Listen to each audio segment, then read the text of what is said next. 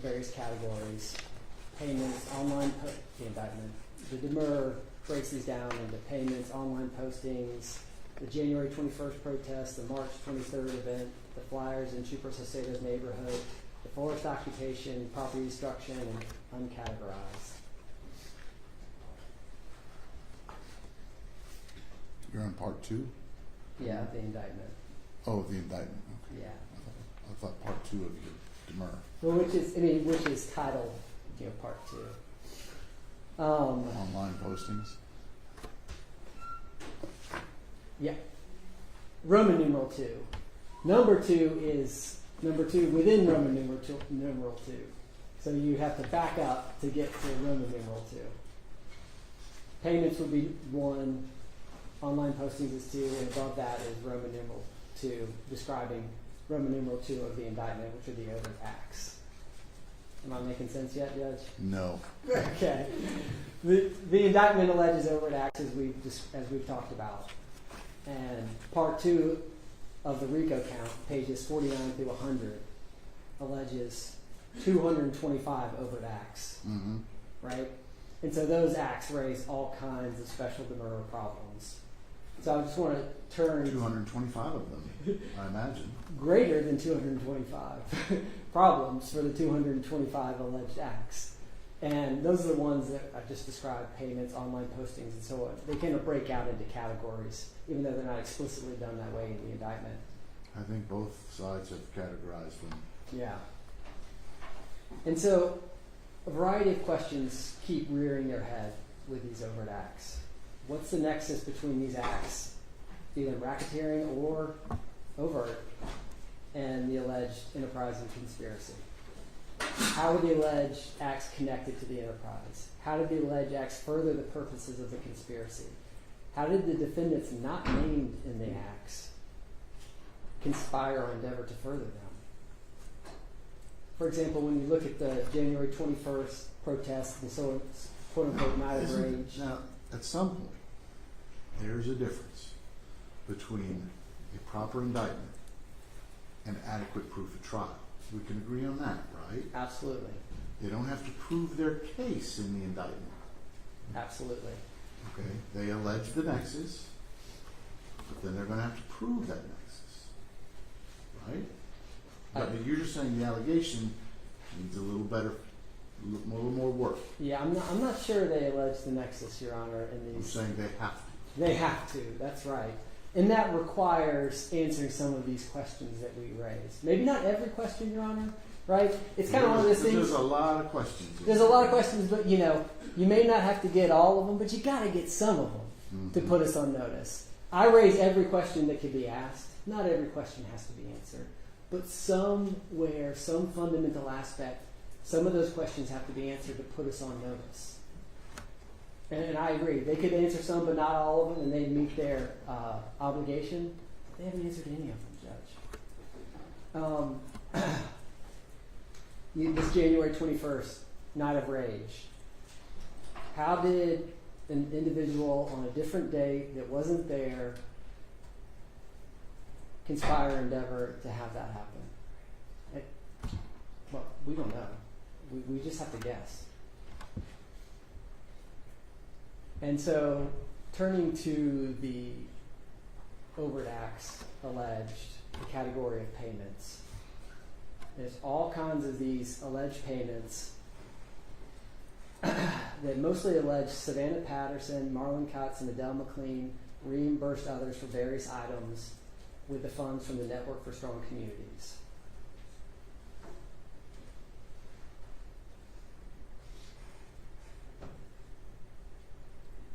And given that the money laundering charges have gone by the wayside, is this a racketeering act? We don't know, Judge. We don't have to guess because the indictment has to tell us, and this indictment doesn't. And it talks about all kinds of items that were paid for. Forest monitoring equipment, you saw it in the demur. Forest monitoring tools, food, gloves, tarps, power packs, deep May tuition, glue, bins, generator, restroom support, tools. I mean, the list goes on and on and on and on and on. How did any of those things further the conspiracy? What's the nexus between a tool and the conspiracy? Between a power bank and the conspiracy? I don't know. It fails to describe how each item was used to further the conspiracy. It fails to describe how the transfer of funds was made. It fails to describe how or if the act was connected to the enterprise, how they furthered the RICO conspiracy. Like I said, maybe you don't have to answer every question, but you've got to answer some. We've got to know what we're facing.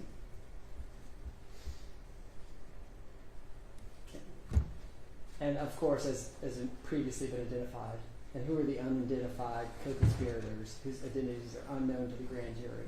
Not only do we not know if it was the three named defendants, it could have been any number of people that we don't know that did these. How do we defend against that, Judge? We can't. Then we turn to the online postings.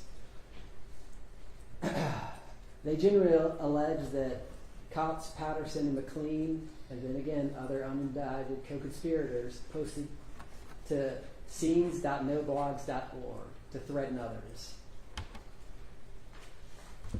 We don't know how they posted the post. We don't know the content of the post. We don't know how it furthered the conspiracy. We don't know who's the target of the threats. We don't know how these posts demonstrate that they intended to cause and induce the alleged target of the threat to withhold record, documents, and testimony in official proceedings. Is this a witness influencing act, predicate act, active racketeering? I mean, it mentions some of the language from the statute, but it doesn't meet the requirements of setting out all the elements and how the facts apply to them. What are the documents that they're trying to get them to withhold? What's the official proceeding? How's it connected to the enterprise? How did it further the RICO conspiracy? I mean, these questions repeat over and over and over again in this indictment. This indictment raises many more questions than information it provides to us on how to prepare our defense.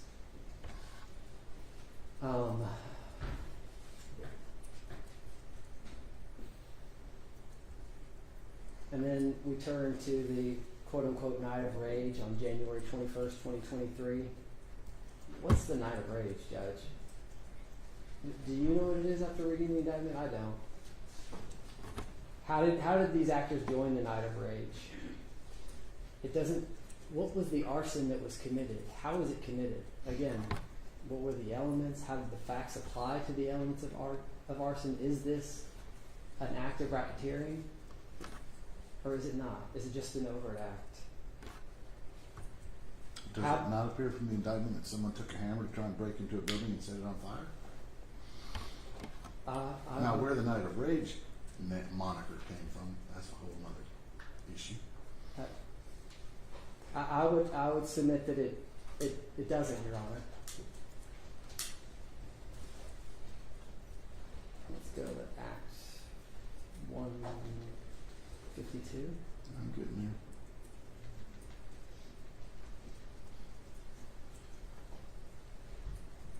there. Yes, 152. And are you referring to 156? Did possess a hammer while attempting to break into 191 Peachtree Street? Well, 155, possess an accelerant while attempting to break into 191. Possess a hammer while trying to break into. Now, I don't know how spray paint has anything to do with arson. That's 157.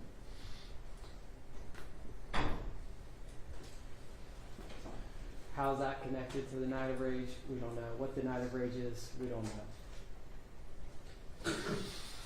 We don't know what the property damage might be. Maybe it's breaking a window. Say they had a hammer.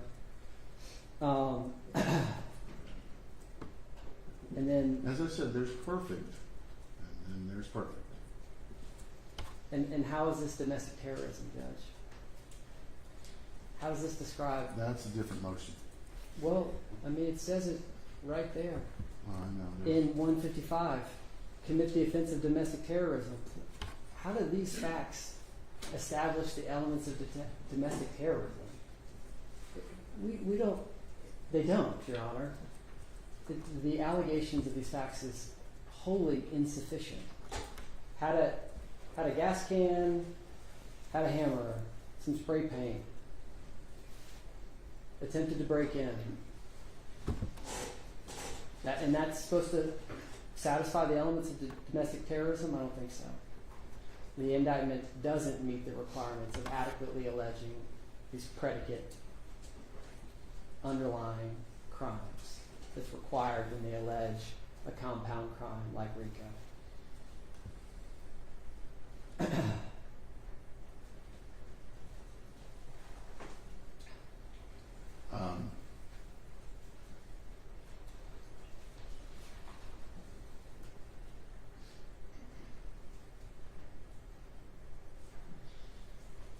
It says domestic terrorism would lean more toward arson, but okay.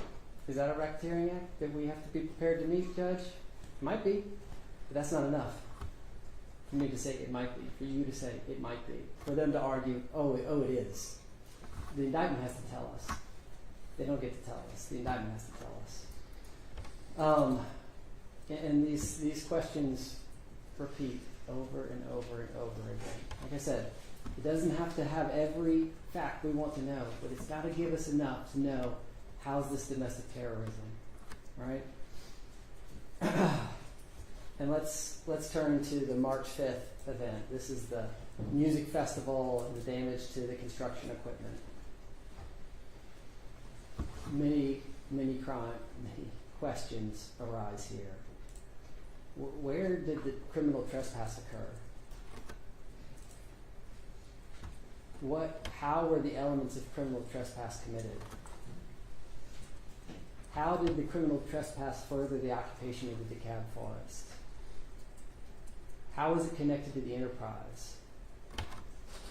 Remember, we don't have to answer everyone. We got to answer some of these. I mean, we don't even know where the trespass was supposed to have occurred. Was it where the music festival was? Was it where the construction equipment was? Was it both?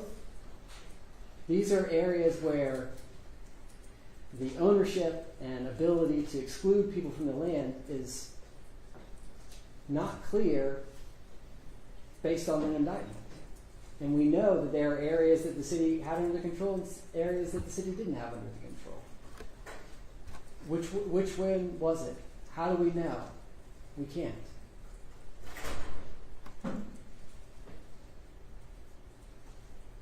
How was the mob organized? How did the mob cause property damage?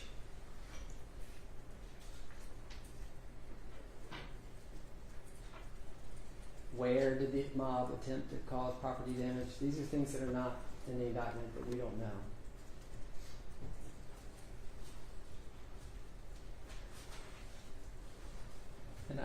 And they're set out in detail in the Demurrer Judge, all the different questions that could be asked.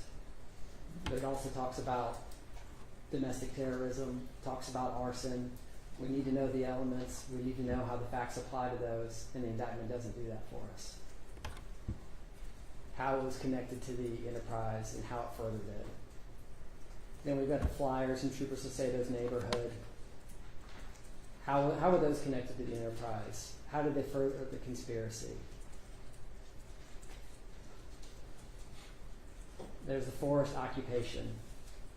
Where did it occur? How is it connected to the enterprise? How is it connected to the conspiracy? Are you looking for GPS coordinates, sir? Well, I mean, when it comes to the trespass, when it comes to the forest occupation, we need some definition, some description of where they were allowed to be and where they weren't. And this indictment doesn't point us to that.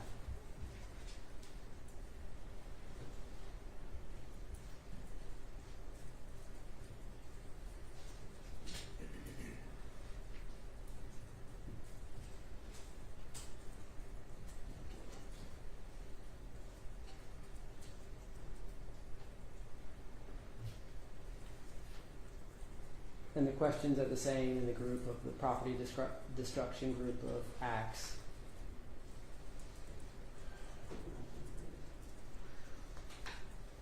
For instance, how does the indictment tell us that by vandalizing a Brassfield and Gorey office building in Colleton County, they demonstrated that they had the intent to cause and induce Brassfield Gorey officials to withhold record documents and testimony in official proceeding? What's the nexus between those two things? What's the connection? We're left to guess. What's the official proceeding? And how do those acts connect to an effort to get them to withhold documents? For each group of acts, the same questions can be asked over and over again because they remain unanswered.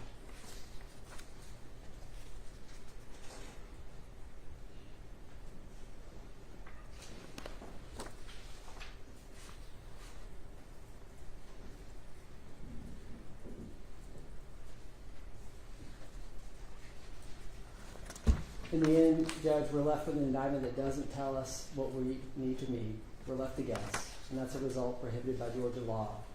And that calls for granting of the special demand. Okay. Before you jump up, I'm going to take 7 to 10 minutes, and then we'll be back. And who's going for the state? So this one, Ms. Dixon, is going to continue on this one. Okay. Take 10, y'all.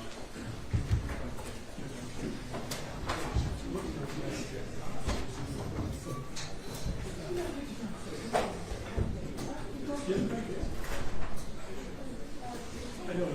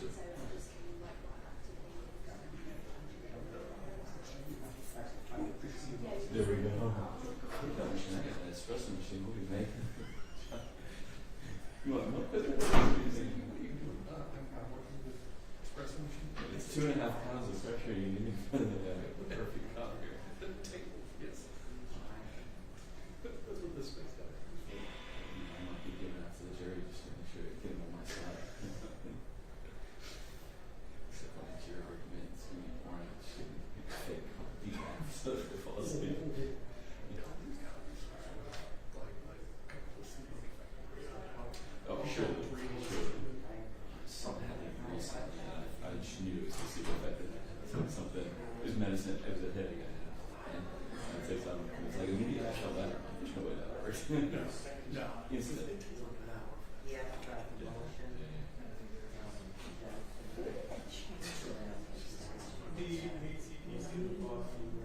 Oh, yeah.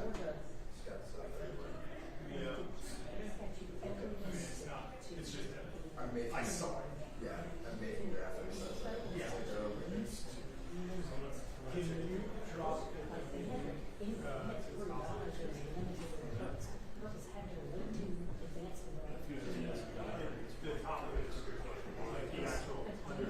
Purposes of the game.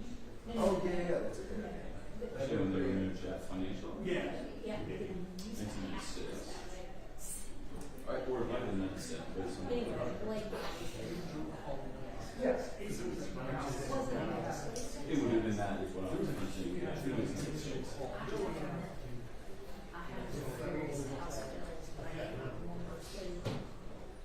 There's not overhaul in 96. I think what you're talking about, they changed the elements. They made it easier for you. You guys changed it. You wrote a bill, set it up, and you guys, it's in the issues office, wrote a bill, and it changed the elements what you use.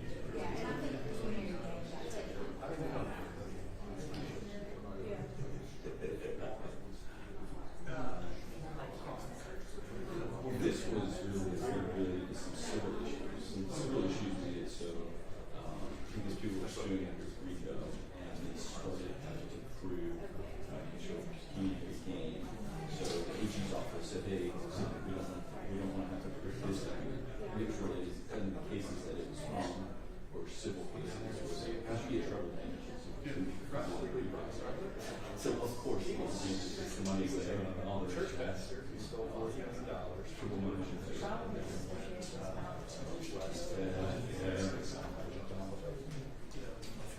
And then they found that fact cash and he apparently drove a weed.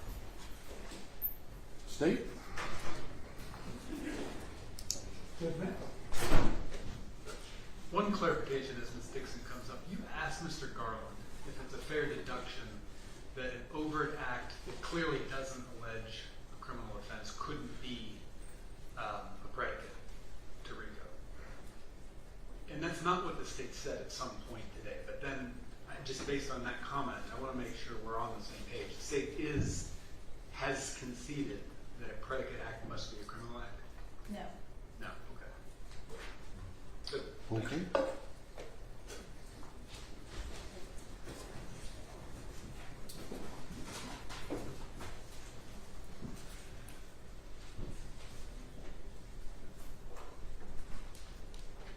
Judge, first off, let me apologize if I just overspoke. No, I'm curious to hear this now. Okay. So a predicate act doesn't have to be a criminal act? No, not one of the racketeering activities. And let me get my case, Judge. And that's, you're basing that on 5B? Yes, and the case, well, particularly on Dorsey, this Georgia Supreme Court case that specifically held that. And I know I get to reading too fast at times. I'll try to make sure and let me just read a little bit more and not try to go so fast.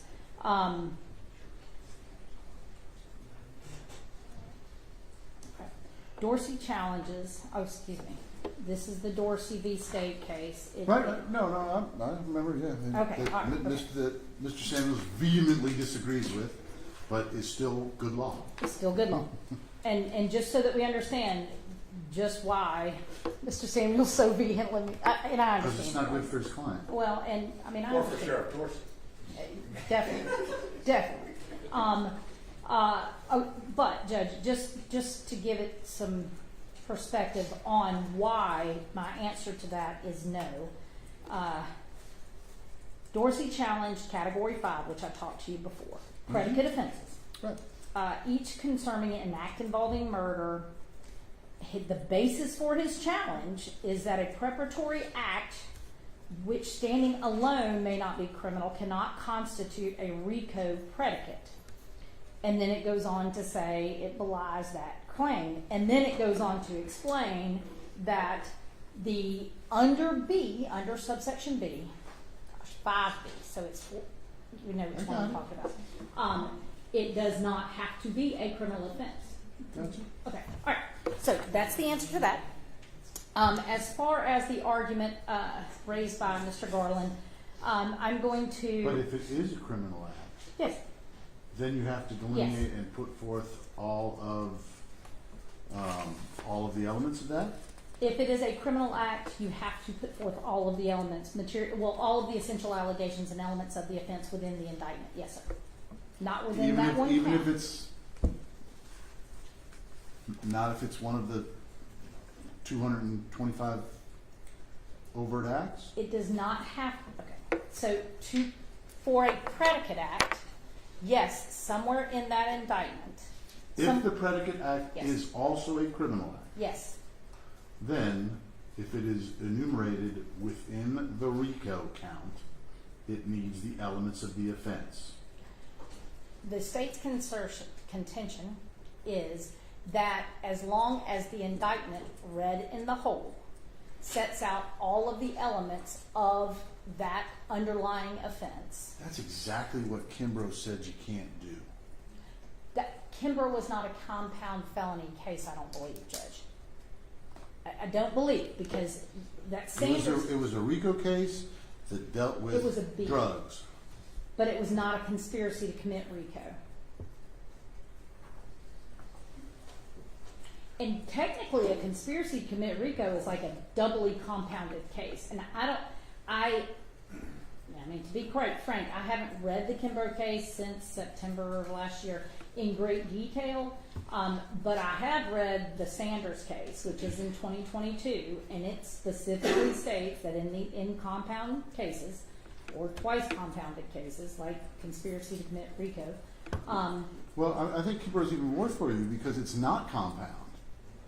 Compound, you got to do it, but Kimbrough says you got to do it in a non-compound case because in Kimbrough, because I read the Court of Appeals one first, read what they did wrong, and then go see what the Court of Appeals tells them they did wrong. And in the case at the Court of Appeals level, they said, hey, see as follows below. Not unlike your page Part 2 on page 49. The defendant committed overt acts to affect the object of the conspiracy, which include acts of racketeering activity as described. See below. Yes, sir. Okay. Now this is all in one count. The problem with Kimbrough was that was count 1, and then they enumerated the other counts. You just enumerate them as separate overt acts. Yes. But they still wanted, you couldn't read it, specifically they said it's not a read as whole kind of a thing. I don't know, Judge, quite frankly. I mean, I would have to really compare, and we can do that. But what I know is... We have held that an indictment not only must state the essential elements of the offense charged, Yes. but it also must allege the underlying facts with enough detail to sufficiently apprise the defendant of what he must be prepared to meet. Yes. Okay, and that's the English case also as well. Yes.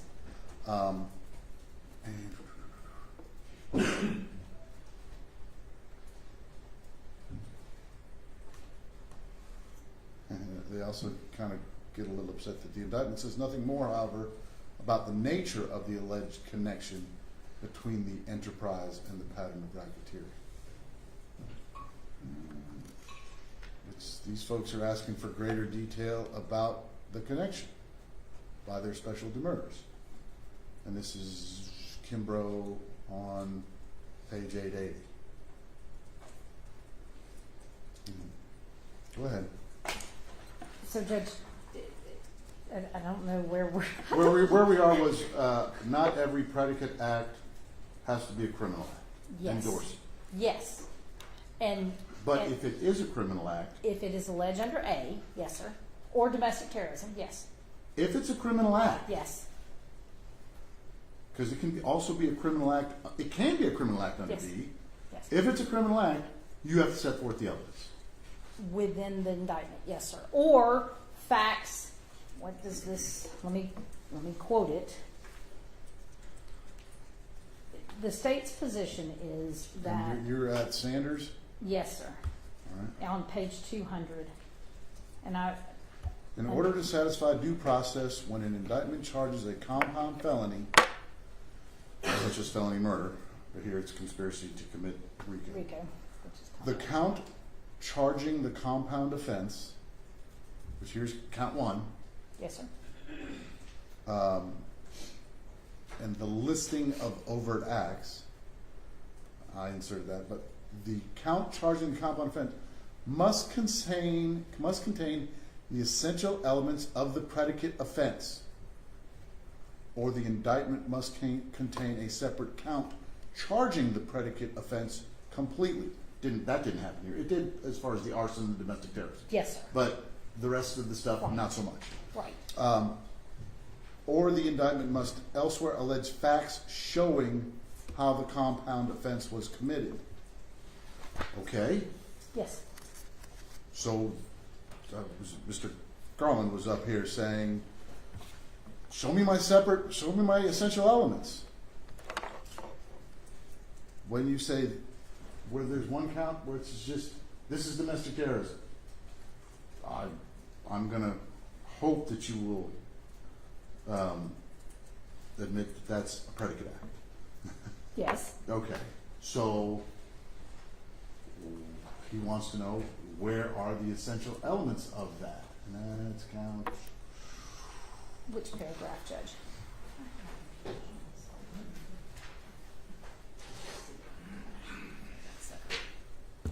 Ooh, 152. Oh, I know that one, Judge. To join the night of rage in Atlanta and cause arson and proper damage and thereby committed the offense of domestic terrorism. Yes. So my answer to the question of where are my essential elements is count 2 of the indictment, which is allowed under Sanders with that, you said or. So it's either in count 1 or alleges another count in the indictment, count 2, or sufficient facts to show how the compound offense was created. We're under 2 for that. So you're relying on count 2 for that. Yes. To establish the, yes, sir, for the domestic terrorism.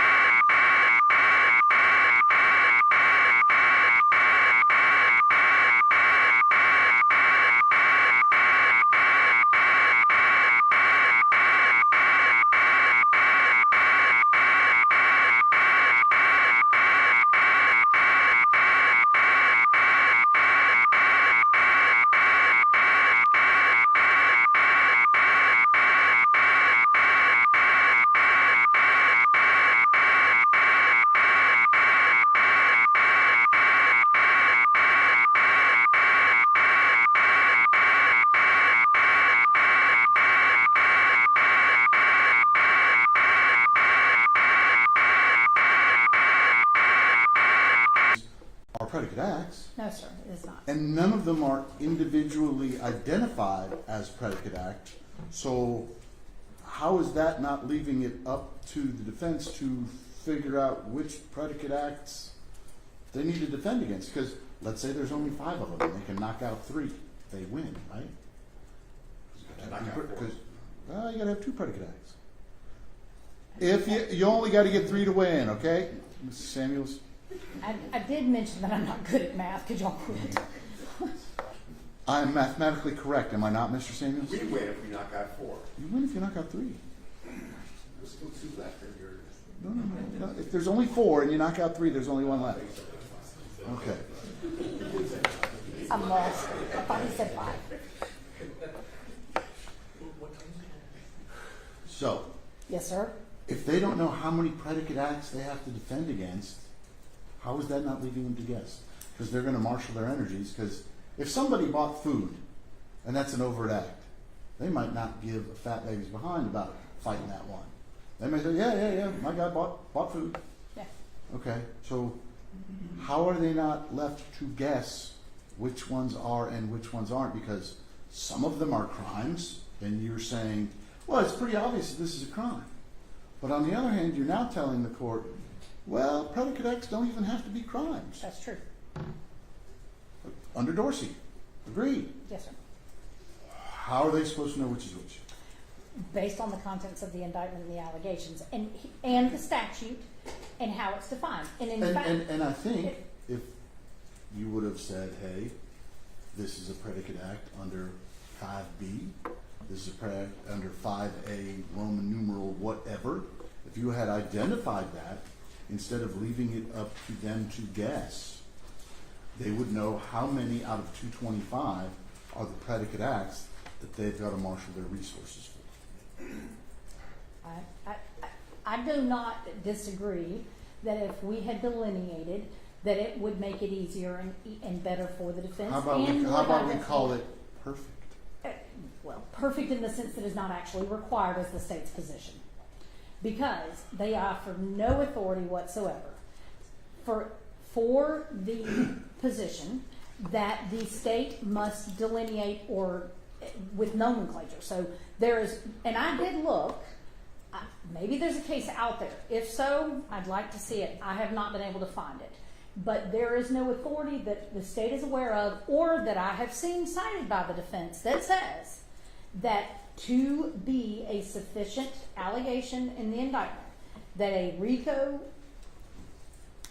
count charge must delineate these are predicate acts. And, Judge, in that context, there is a case, Brown v. Friedman, 222 Georgia Appeal, Georgia App 213 on page. Hold on. I'm sorry. How about just the fact that an indictment has to enable the defendants to prepare for trial? And if they don't know what predicate acts that make up one of the 3 counts, if they don't know which acts are going to get their clients in trouble for that one count, how are they able to prepare?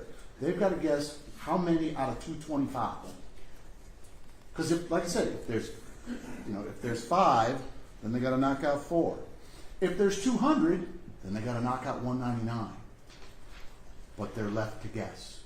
And Judge, I would go back and I'd come back to Brown, but give me 2 seconds to find the cases I have cited. Especially where a predicate act doesn't have to be a criminal act. That makes it even harder to show with just there are no elements to put in there. What's the element of a criminal act? Well, it's not a criminal act, it's a predicate act. Judge, and I do not have this the entirety of this case in front of me. However, I think this case was cited by the defense. 303 Georgia App 183 at 186. Hold on a second. 303 Georgia App. Yeah. Yes, sir. 183 at 186. And in candor, I do not have the entire case before me, but I have a quote from that. State v. Bear, Yes, 2010. On page 186.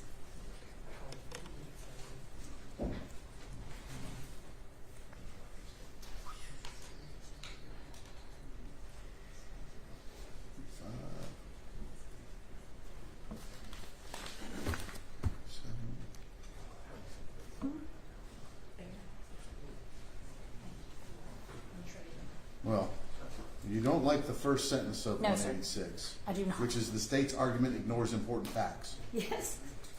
That's never pleasant for a prosecutor to hear. Right.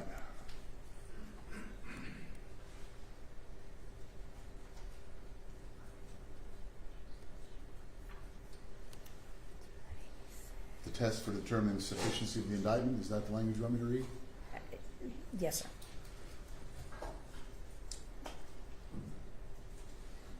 The test for determining the sufficiency of an indictment or accusation is not whether the charging instrument could have been made more definite or certain. Agreed. There's perfect and then there's perfect. Or for that matter, perfect, but whether it contains the elements of the offense intended to be charged and sufficiently appraises the defendant of what she must be prepared to meet, and in case any other proceedings are taken against double jeopardy. So this is the same language we've seen. Yes, this is Yes, sir, Judge. I'm trying to find the portion of. okay. And And then it says, thus, if the accused can admit to all of the indictment or accusation or citation charge and still be innocent, the indictment or accusation is defective. That's as to a general demur. Yes. Yes. The Sir. argument Mr. Samuel's partner was making was special demurs, saying, hey, where is it? Because general and special demurs to count one, insufficiency. I don't know which of these. He's saying, he's admitting some of these have criminal elements to them, but they don't satisfy the requirements because they don't have the actual elements in them. Yes, sir. And And I don't know whether it's a predicate act or not. It's a criminal act. I don't want my guy pleading to that. But is it predicate or is it just a benign overt? so, Judge, and I'm struggling, but to locate where in that particular case it says this, but I will assert to the court that there is established Georgia case law that says in assessing the sufficiency of the indictment, that you read the indictment and the allegations contained in the indictment along with the criminal statutes. And so, for example, and this goes into... Although recitation of the statute may, in certain cases, be sufficient, though not may be a sufficient, though not desirable, method of apprising a defendant of the charges arising against him, recitation of portions of the statute is not sufficient if, reading the accusation together with the statute, a defendant is unable to determine which of his acts are alleged to be criminal in nature. So that is one of the cases. So that Insert the word predicate act for criminal in nature. Because there's a requirement of so many predicate acts, right? 2 predicate acts or 1 domestic terrorism, right? yes, sir. Okay. So if a defendant is unable to determine which of his acts are predicate acts, are alleged to be predicate acts, Yes, sir. is that not problematic? I think it is not, I'm just going to say it, I think it is not the best way. I think that it would be more clear, but I do not think that it is fatal to not identify them. And let me give you Brown, and I do have a copy of that whole case, Judge. Brown v. Friedman, it's a civil case, and so I understand that it's a RICO case and therefore has, sorry, Not for nothing. yes, sir, You know how I read all their motions? yes. I would have loved to have read some responses.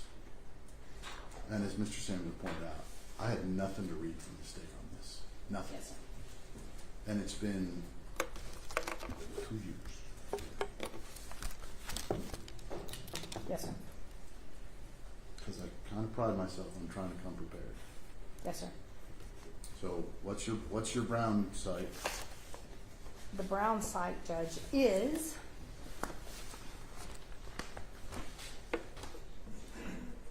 .222 Georgia App 213, and I'm gonna. Hold on.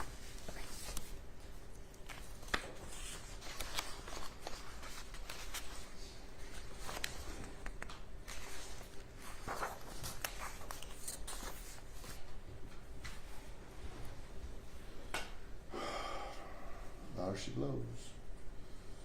All of these cases cited by both sides all have big yellow squares, big yellow triangles next to them. I will tell you that there was not a single one that I'm citing that you don't look, because it's all distinguishing, and so it's, and it's on other grounds. yes, Yeah.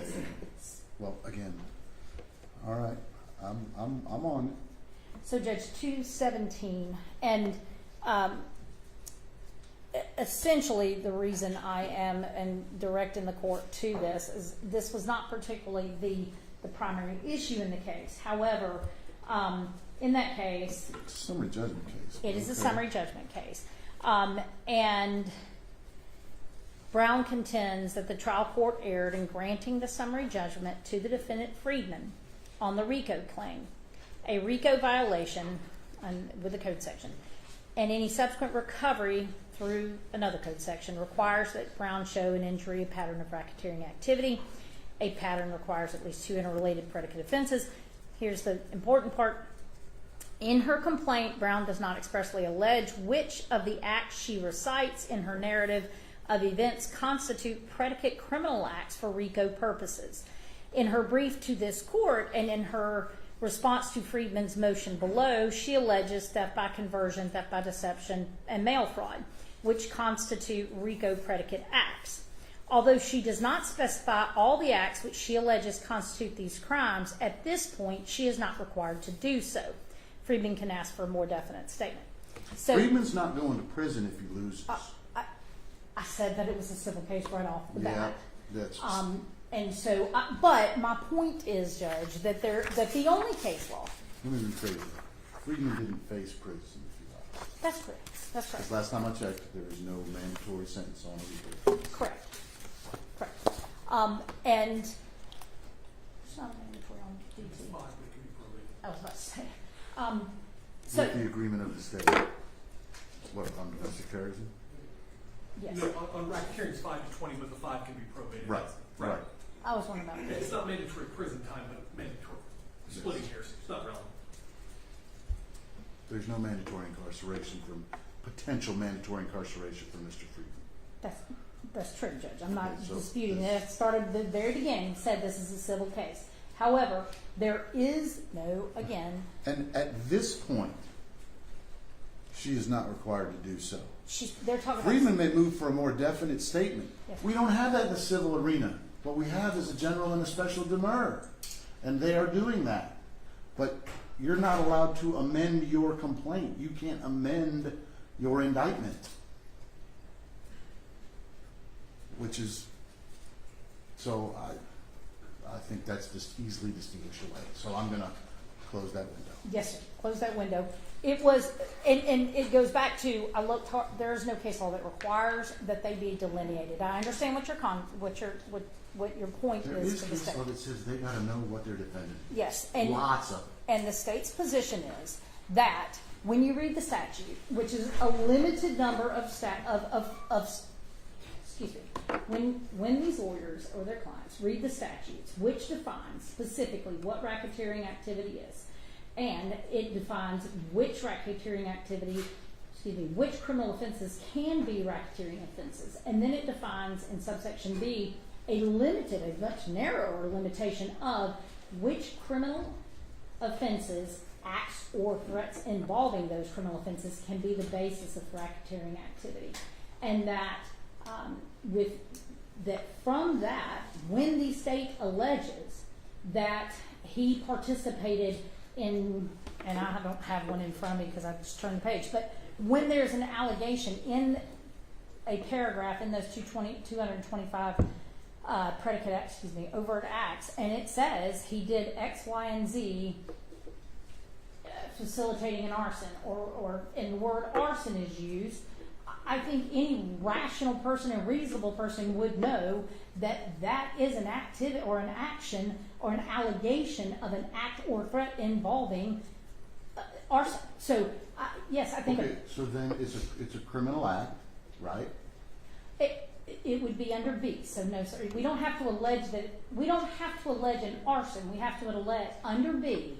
We have to allege that they committed an act or a threat involving arson. And so when we say, let me find one, Judge, if you don't mind. Will you find Please. one of the paragraphs that mention arson, but don't charge arson for me, please? And Mr. Fowler's going to give me an example. Actually, 194. Hang on, I may have one.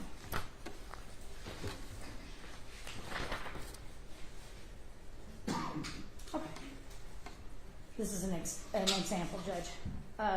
24 times on 194 through 217 alleges that on or about March 5th, 2023, insert name, 24 of the different defendants, did join an organized mob and succeed in overwhelming the police force, thereby aiding and abetting in the offense of arson. And then it's with the purpose. So, I mean, with the attempt to occupy and prevent. Any person can read that and say, Is this the arson that occurred back on January 21st? no, it's on March 5th that he did join the organized mob to attempt.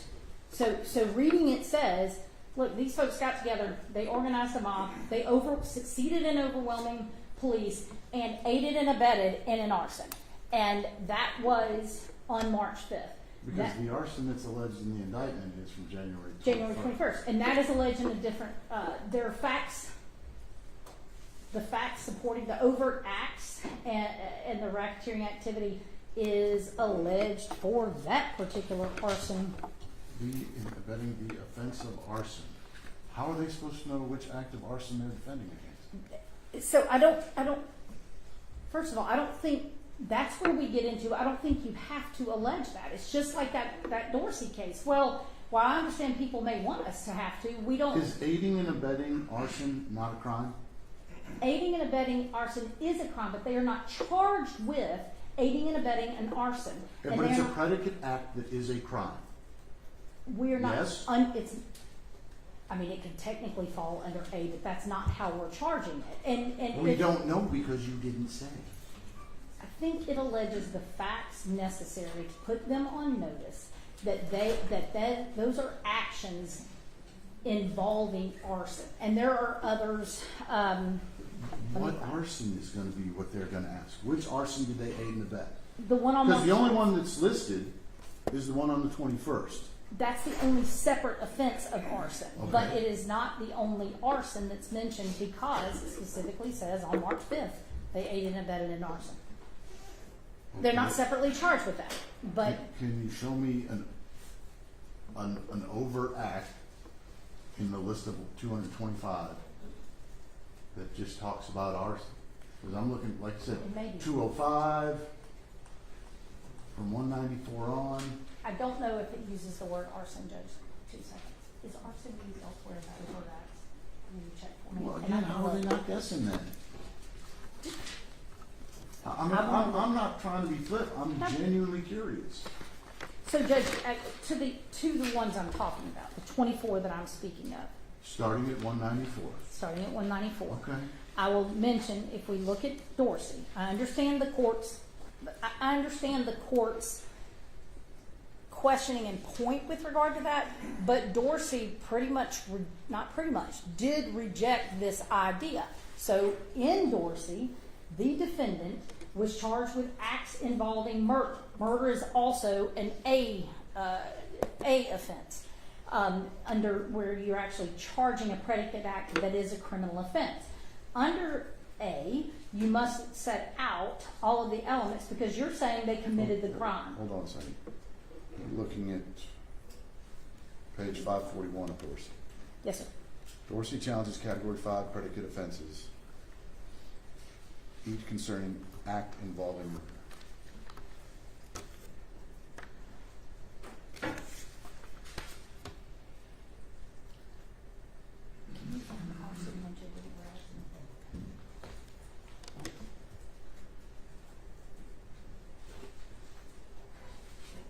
Oh, there's one.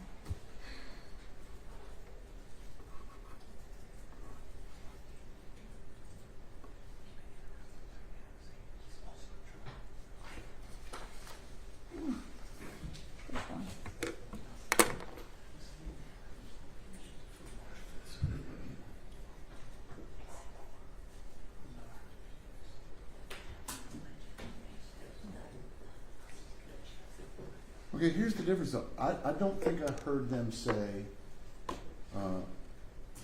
Garland, you correct me if I'm wrong.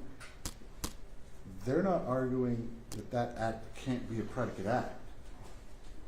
They're just saying it's, Two different things.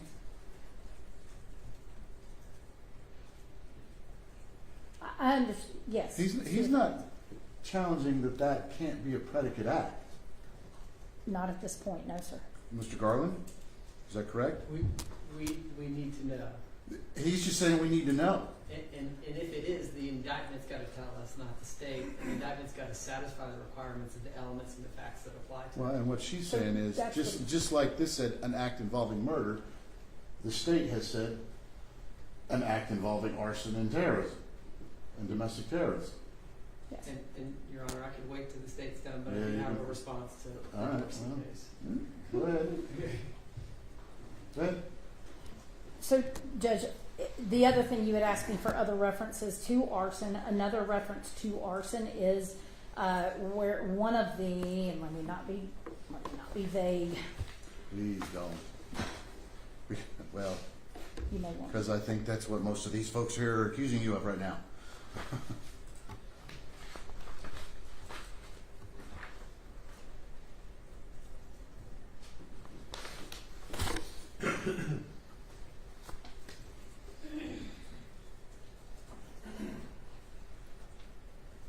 So the word arson is also mentioned in paragraph 130, which is one of the publishing a post on scenesnoblogs.org, claiming for responsibility for an arson and using that as a way of threatening. So, whoa.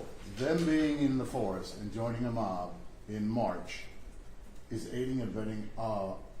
an arson that occurred in Portland on January 1st? No, sir. I am confused as to what your question was. I thought you were asking me to tell you where else in the 225 How are they overt supposed acts. to know which arson you're talking about? Because the murders in Dorsey, there was but one murder. There was but one murder. So an act, a predicate act involving murder. Everybody knew which murder they were talking about. We don't know, they don't know what arson you're talking about. The allegation is that they attempted the arson on March 5th. So I did acts to attempt. that Dorsey was action. charged with a murder. Yes, sir. One body. Yes. Okay. Some of these defendants are charged with one arson that occurred on January 21st. Yes. Okay. And in March, they're accused of aiding and abetting arson. There's also accounts in the 225 that pertain to. Those aren't counts. Sorry, there are also paragraphs in the 225 listing overt acts, which include predicate acts. Is there even an arson that is alleged on March 5th? There's not a separate crime of arson on March 5th. But yet because on of March the 5th, they aided and abetted that. Yes, because the underlying arson there is no venue for to bring in an indictment in Fulton County. We could not bring that as a separate account because this court lacks and this county lacks venue over it as an individual or a separate offense. So we couldn't include it as a separate count.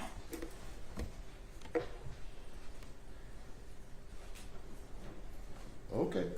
Because the fire was in DeKalb. Yes, sir. But our position, That might be information that they would have wanted to know about.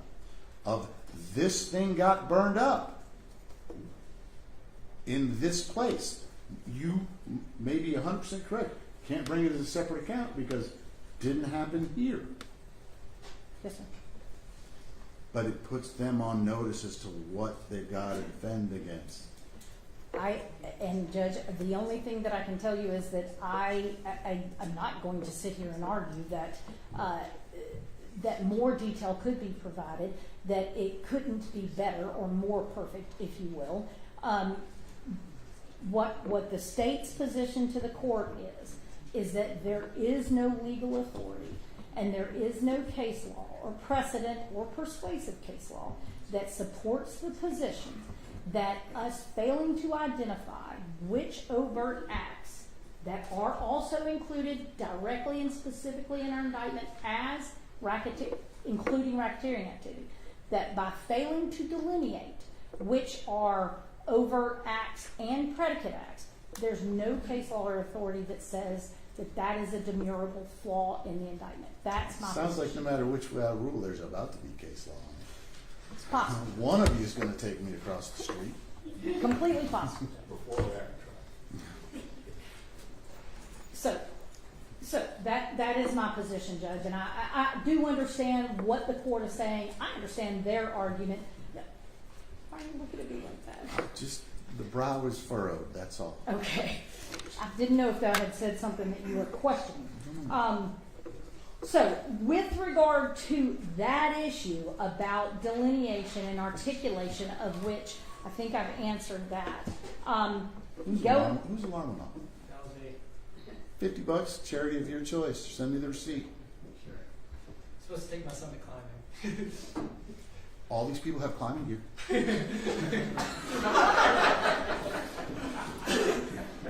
Gallows humor, y'all. Sorry about that. Go ahead. Thank you, Judge. I just need to respond to a few more things. Hang on, let me make Before sure. he has to go to Stone Summit. It's the overlook, excuse me. I would never go to Stone Summit. Go ahead. Too much. I've already presented that to you.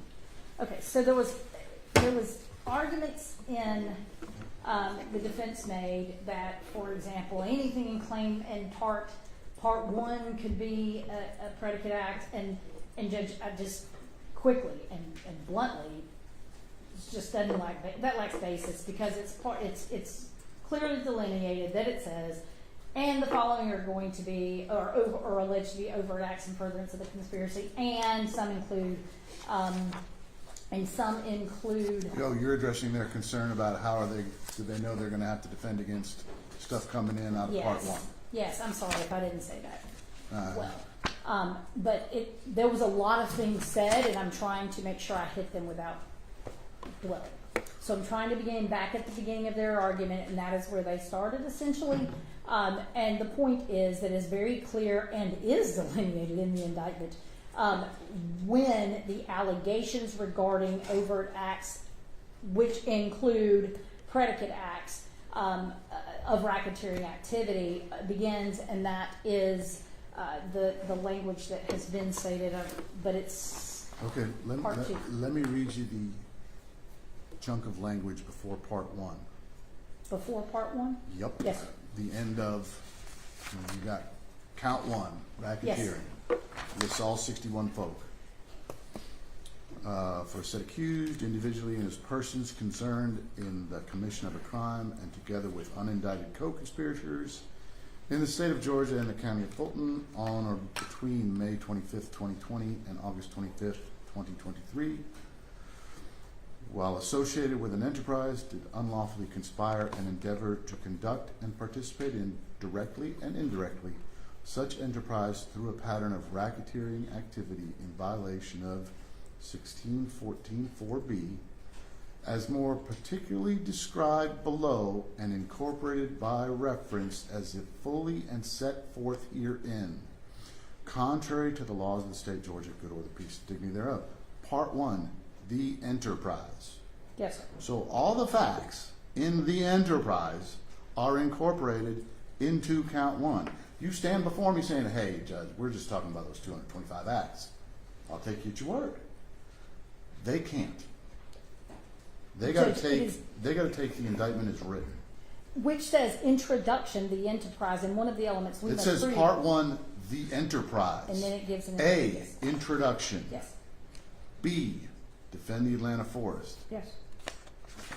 Anarchy background of defend the forest.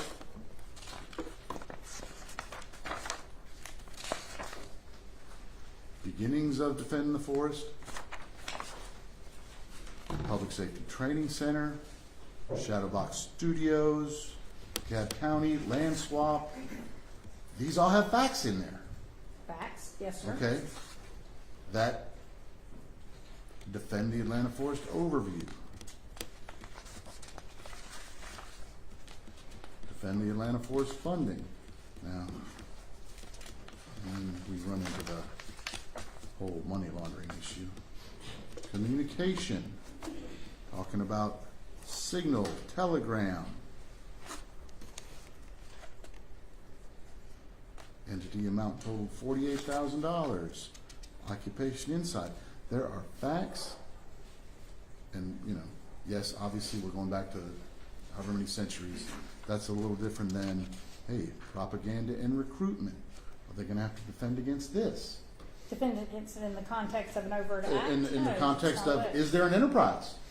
Did they use these things to build an enterprise? Is there indeed an enterprise? Then yes, Judge, any and all evidence we have at our disposal to establish and to show that this group of individuals were associated in fact and that they had a common purpose to commit racketeering activities, any admissible evidence to prove that, absolutely, they should be prepared to defend against it. If it's not admissible, the court will say that, they don't have to defend against it. But as far as whether there was an enterprise, 100% the defense should be prepared for every single fact that we can use to establish the association of this group of people, how they were funded, how they recruited,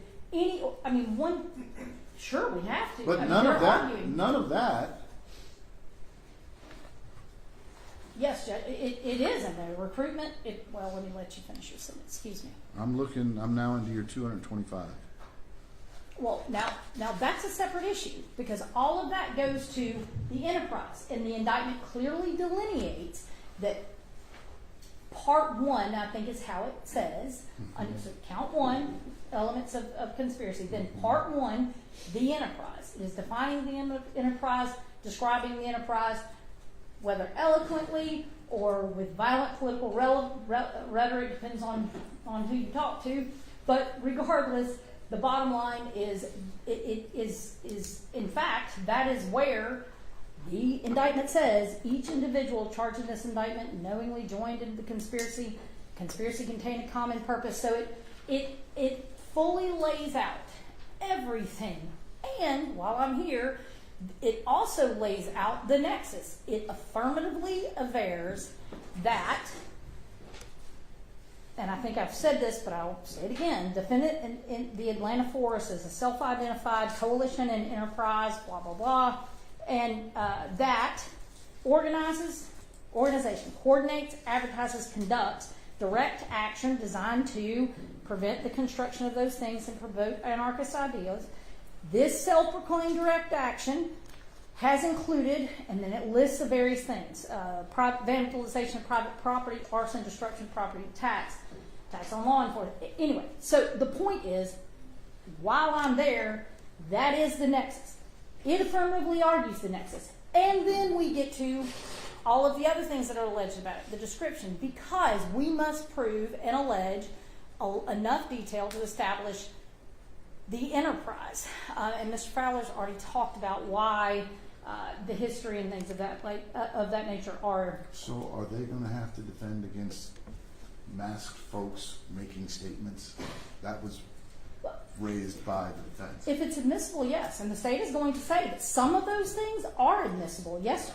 If a co-conspirator that we can establish, our co-conspirator, produces propaganda that talks about different things about this conspiracy, and I know people throughout the confrontation clause, in no way is it testimonial, in no way. So if we can establish, because it's not testimonial, because it's not made, this is well before any type of arrest or prosecution, so there was no possibility that it was gathered for the purposes of litigation.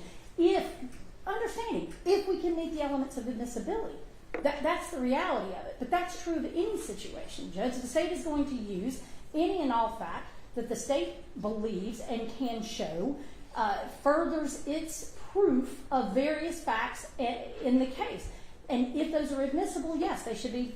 Now they're going to argue that they're not admissible. We will argue that they are, and the court will decide what comes in the end. But yes, any and every piece of evidence we have that establishes, well, for one thing, when it began, when the conspiracy started, when they started making plans, when they began the occupation of the forest, all of those things for the very reason of what we've been arguing about today, for one thing. It all becomes relevant. So that is part one. And to go back to how they know that part one's not is because part two says it. Part two delineates and specifically says that they committed, you see it, the defendants committed overt acts to affect the object of the conspiracy, which include acts of racketeering as described below. So, and this is no offense to anybody, but I think it's disingenuous to say that, or it ignores the language of the statute. Let me just say that, or the indictment itself, to say that we don't know whether or not the part one is also the overt acts and the predicate acts, because the indictment, while it could be better and it could specify which one of the overt acts are racketeering activity, definitely it could, and it doesn't. It does delineate what acts we are saying are or could be or they might have to defend against. And then when you look to the statute, it is further limited. Not every act is going to, for example, the money transfers. Those are overt acts in furtherance of the conspiracy, allegedly. That's what we say they are. However, that in no way falls within any definition. It doesn't fall within the statute. It's not an arson. I mean, it's not related to arson, or it's not related to murder or robbery, kidnapping. It's not an act or threat. It's not with one of the one of the crimes, I need to slow down, one of the crimes under the 5A. And so, no, I mean, but it does require that analysis. So the state's position, Judge, is what I've said. And then, as far as whether or not there are other aspects, one of the things that they have alleged is that we have not drawn enough, or we haven't alleged, and they're saying in different ways, but one of the arguments is, and Mr. Samuels said it, and I think it's been said multiple times, is they don't even say for example, they don't say my client did an overt act, or did a predicate offense. He or she is not charged, it's not charged in this crime or that crime. And I'll just say, Judge, we don't have to allege or prove that. We'll go back to Mr. Liberto since he's been the star of the day. That Mr. Liberto or any particular defendant charged in this indictment, we do not have to allege or prove that they ever committed a predicate act or that they ever agreed to commit a predicate act. And bear with me, Salinas v. State, and I know I should have briefed, Salinas versus United States.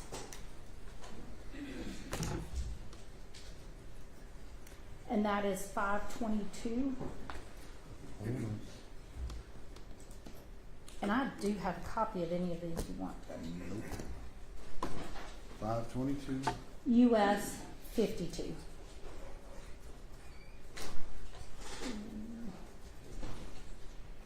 Figure out what page that is. 1 second, Judge. I need to direct you to the page.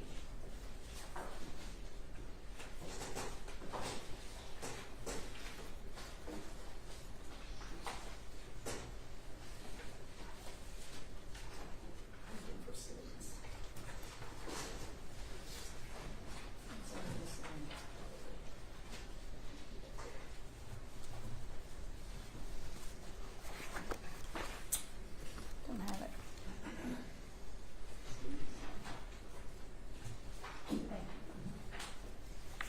Sorry, Judge, for the delay.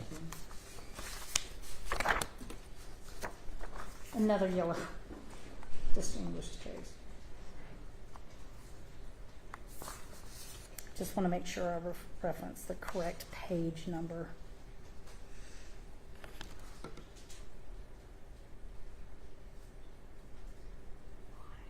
It's going to be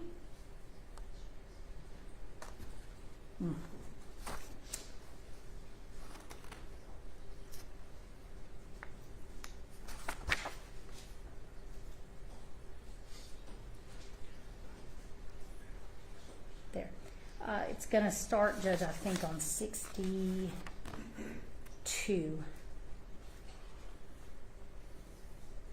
Get to the correct quote. If conspirators have a plan.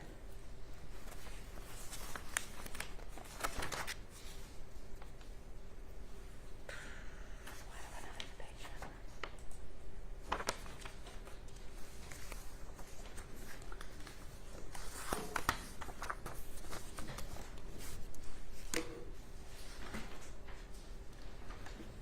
Okay. So, there's a portion of it, Judge, that quotes to United States v. Holt, and that's 236 U.S. 140. And the Salinas Court, Supreme Court says, if conspirators have a plan which calls for some conspirators to perpetrate the crime and others to provide support, the supporters are as guilty as the perpetrators. As Justice Holmes observed, plainly, a person may conspire for the commission of a crime by a third person. A person, moreover, may be liable for a conspiracy even though he was incapable of committing the substantive offense. And that's cited to Page Rabinowitz. 60, I don't see that on page 62. I may be on the wrong page. Let me find it. It's in there.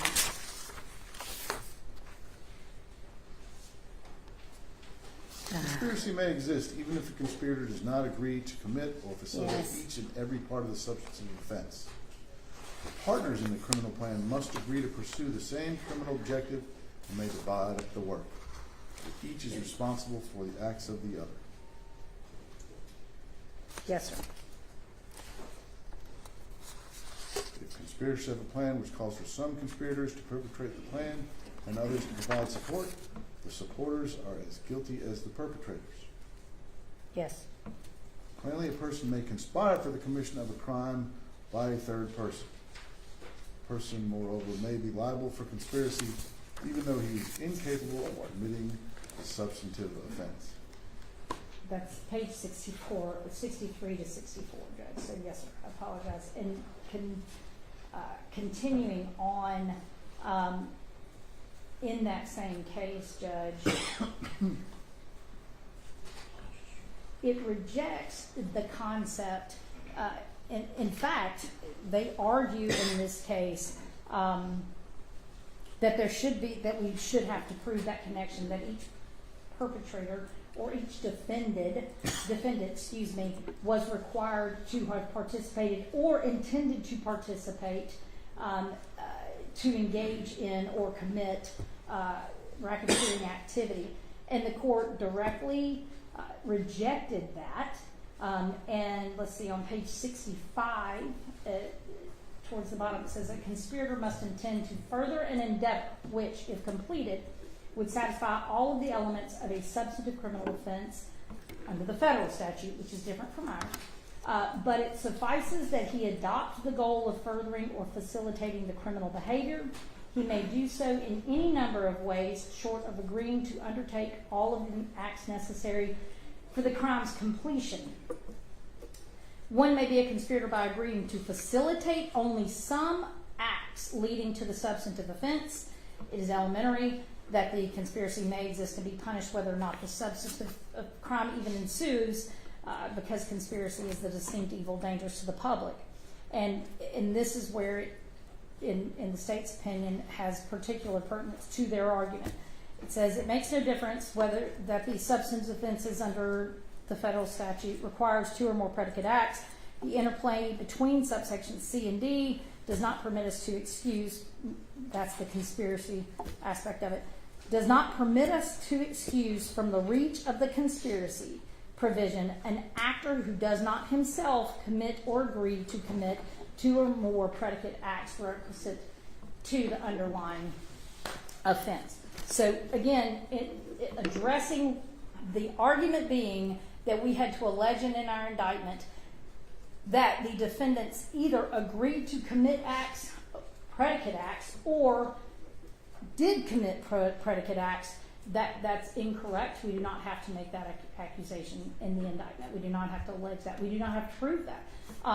As long as they, and knowingly joined the conspiracy, and the conspiracy the conspiracy itself has the common purpose of committing racketeering activity, and I quoted that to you earlier, or cited that to you earlier. In addition, I cited Thompson v. State to you earlier, which also supplies further makes the state's argument even more secure or more definite, because it does not require, that's the case, Judge, that if you recall, and this is an important thing, we don't even have to prove that they had every knowledge, were involved in everything, that they knew all the facets of it, that they knew what all of the co-conspirators were going to do. As stated, what we must prove is that they intended and knowingly joined the conspiracy, and that the conspiracy had the common purpose. And that's what we have to prove, and we have explicitly alleged that in paragraph A of the introduction. So, as to that argument from the defense, it just doesn't pan out, Judge. They also argue that the criminal purpose to commit, that we have to allege and prove that the enterprise had a criminal purpose, and that, I don't know how much this was fleshed out in oral argument, but I saw it in the written, that the enterprise must have a criminal purpose, and that's just not an accurate reflection of the law. The law that I have cited to you already and read in court already explains that an enterprise isn't a crime itself, and that it doesn't have to be criminal. I mean, the enterprise, this grouping of individuals associated in fact, can be, in fact, illicit or illicit. So, and their activities can be licit and illicit. So, the enterprise itself does not have to be a criminal, does not have to have in other words, they have to have the common purpose of committing, we have to prove, and we have alleged. Licit versus illicit. Licit is, we've incorporated, defend Atlanta Forest, we are an enterprise. Illicit is, we're just a group of folks. There still has to be a criminal intent there. Not in the joining, not. They have to have a common purpose, and yes, as a group, as an enterprise. And as long as that common purpose is a legal, legitimate thing, that's okay, right?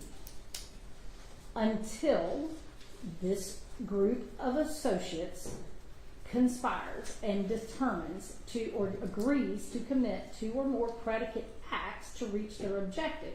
Yes, then now we're getting into the RICO, and that's what's alleged. So they commit criminal acts. Yes. Yes, sir. It took me a minute to get there, but yes, sir. So I've already talked about the nexus. I've already talked about that. If you'll give me 1 second, Judge, I want to make sure.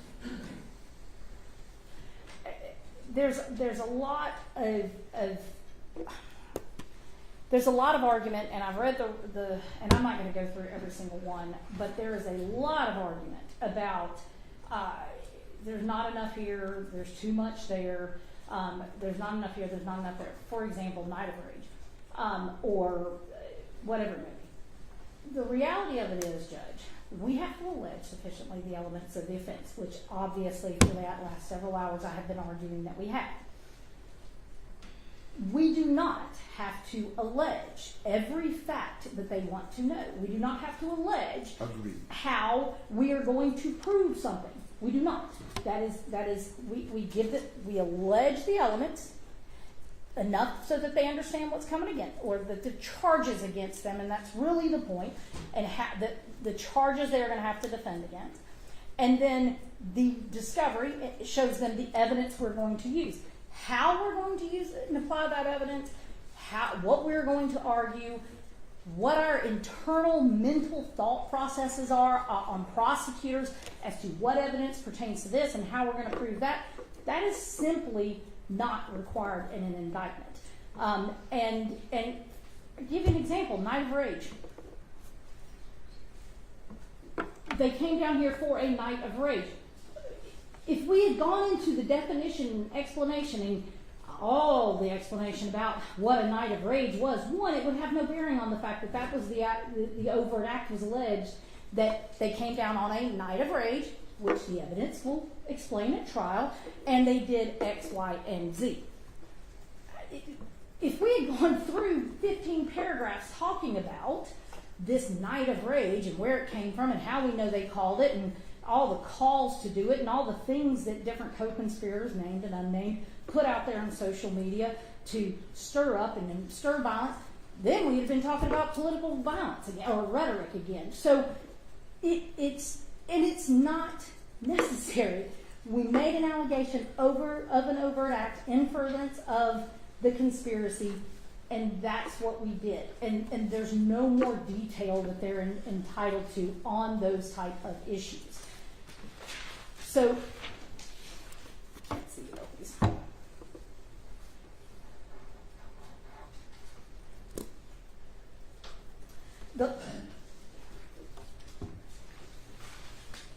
And Judge, I'll give you one last little example. I mean, I need to wrap it up, but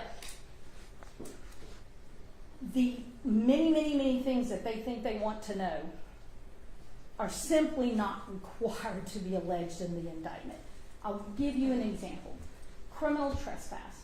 The term criminal trespass. It says that so-and-so did commit a criminal trespass. And there's a lot of motions filed and people arguing about that. He's not charged with criminal trespass. It's listed as an overt act.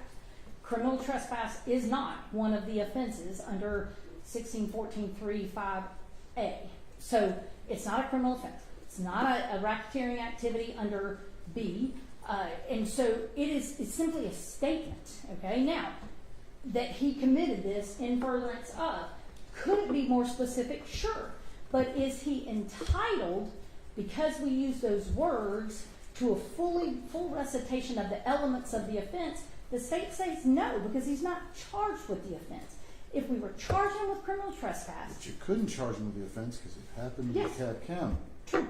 But we're not. So we have not alleged criminal trespass in our indictment as a crime. And therefore... And again, what we're talking about is what is demurrable or not, or whether the indictment is valid or not. And that is not a valid basis to invalidate the indictment in the context that he's not charged with it. So the requirements that we set forth, every element of it, just does not pertain. We generally said that he committed a criminal trespass. Now, they can argue whatever they want to the jury at that point. But that is one example.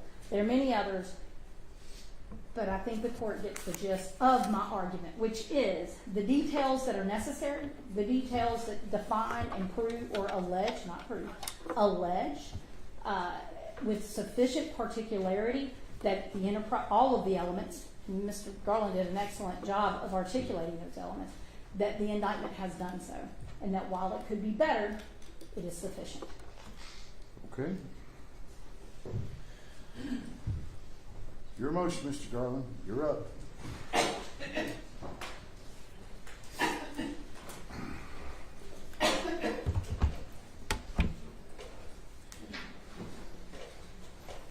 Okay. So even if we were to concede, which we don't, that the allegations of arson and domestic terrorism on January 21st satisfy general demurrer, that does not save this indictment from my special demurrer. This count. What? This count or this indictment? Doesn't save that.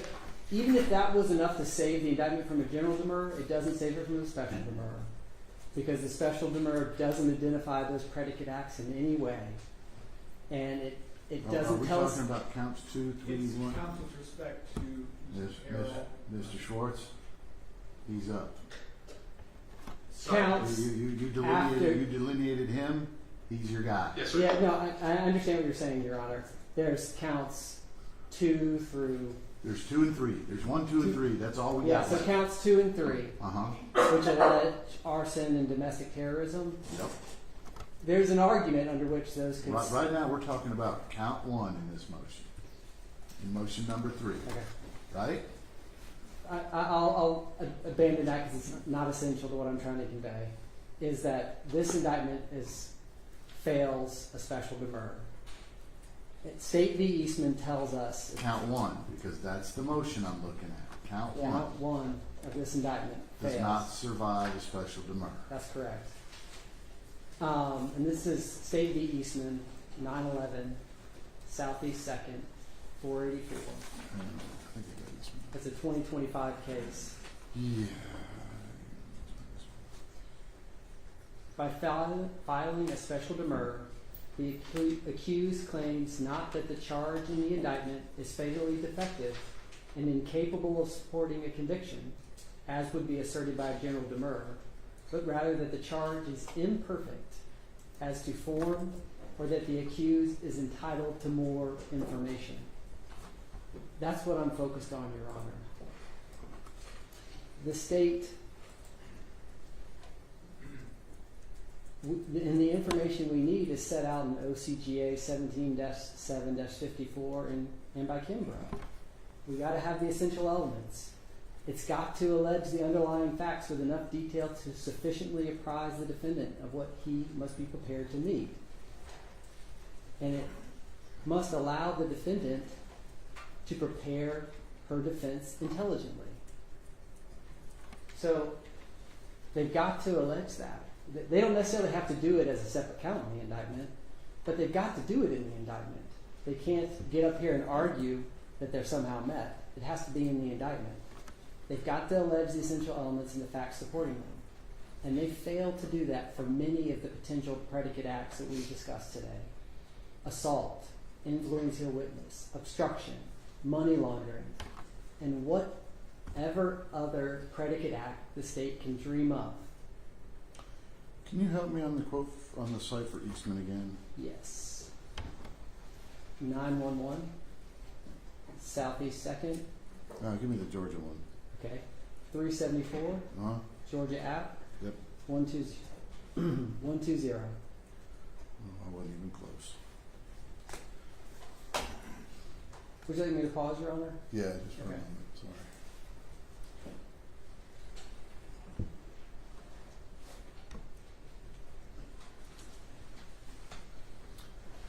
And that's at page 121. Okay, so you're saying, hey, these predicate acts that are criminal acts, I need my elements, et cetera, et cetera. Whereas I just heard from the state saying they're not charged with those. You don't have to give them the elements of them. Well, Because they're not charged with them because they happen in another jurisdiction. I think that's a red herring, Your Honor. I mean, Kimbrough and OCGA 17-7-54 are clear. We've got to state the essential elements. We've got to establish the underlying facts, right? It's required by Georgia law. It doesn't have to be in a separate count. It could be in the overt acts themselves. They could set out the essential elements. They could set out the essential facts, but they don't do that, Your Honor. They don't do it for assault, influencing a witness, obstruction, money laundering, and whatever else they can dream up. The discussion of Dorsey and these 5B acts, it's not a red herring, but they're putting the emphasis on the wrong syllable in that case. These 5B acts are acts involving murder, kidnapping, gambling, arson, robbery, theft, so on and so forth. The list of crimes listed in 5B that could involve predicate acts involving those crimes. But Dorsey's interpretation of 5B is really just about how we count the predicate acts. It talks about acts, that the acts involving style of predicate acts can be their own separate predicate acts. So a series of acts involving another crime, can all be separate predicate acts, right? So in Dorsey, you've got the murder, right? That's one act. But then getting in the car, that's another act. Buying the gun, that's another act. These are all predicate acts under 5B.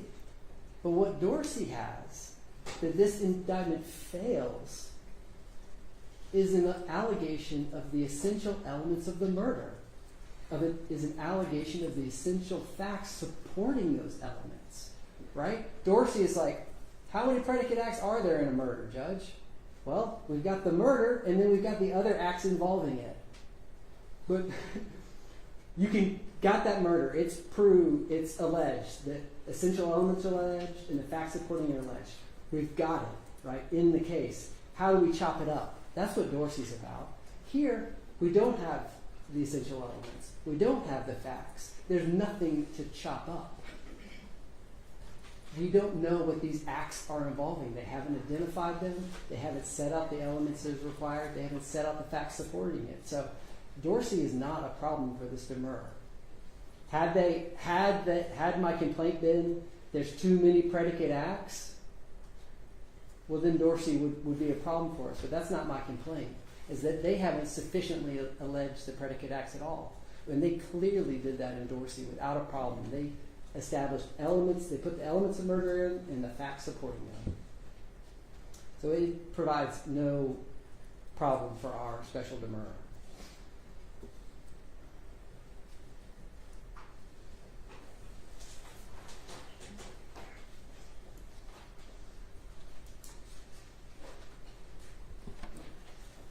There was some discussion by the state about the allegations in part 1 of the enterprise. I've already discussed how it's both overbroad and lacks sufficient details, but as we've discussed, are those allegations of predicate acts because they're specifically incorporated into the overt acts that include the racketeering acts per the indictment? Does it include George Floyd? Does it include Rayshard Brooks? Does it include the masked man was he involved in an act involving felony obstruction? We don't know. We can't know. The indictment doesn't tell us.